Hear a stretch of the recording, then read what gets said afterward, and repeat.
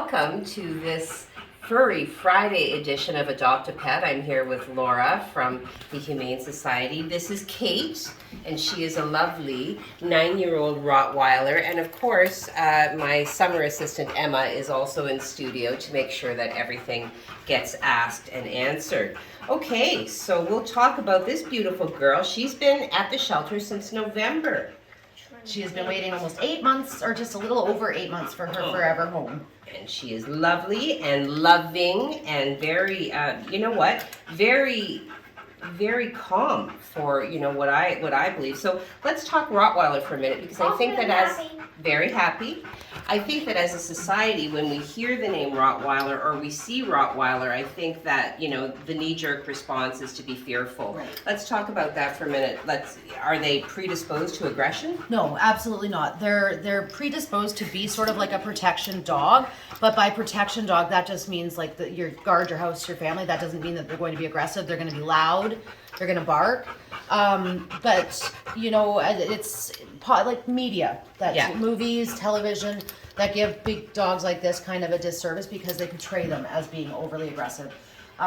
If you were to, an aggressive Rottweiler has to be made that way. They're definitely not predisposed to it. And as I was saying, like any dog can be aggressive.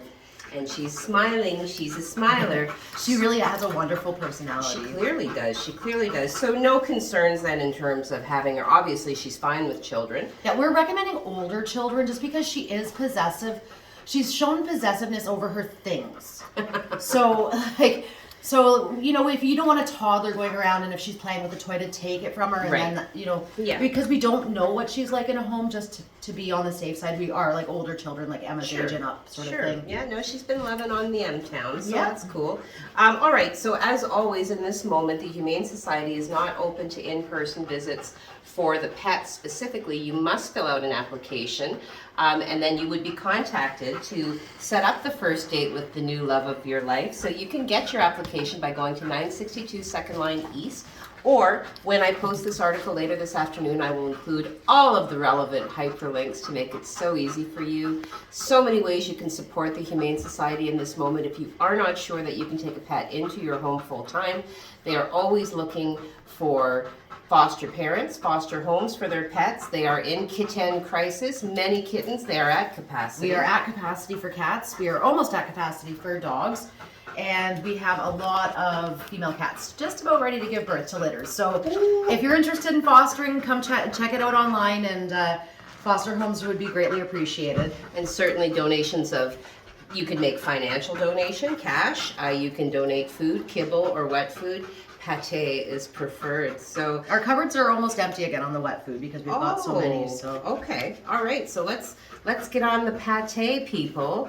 Ooh, all the pate people.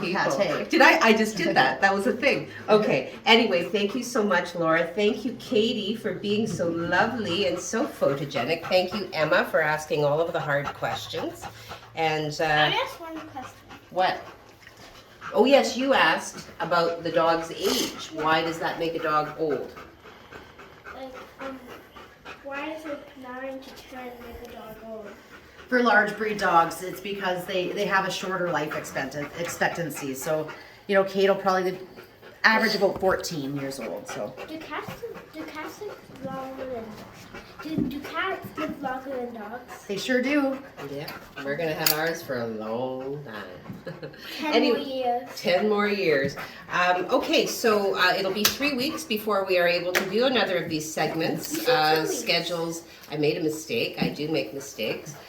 3 weeks because of summertime scheduling, but we will see you, sounds like mid to late August, with another segment and another pet. In the interim, watch for the interview on our website at SiouxOnline.com with an article and all of the hyperlinks. Thank you so much, Laura. Thank you. Katie, and Emma.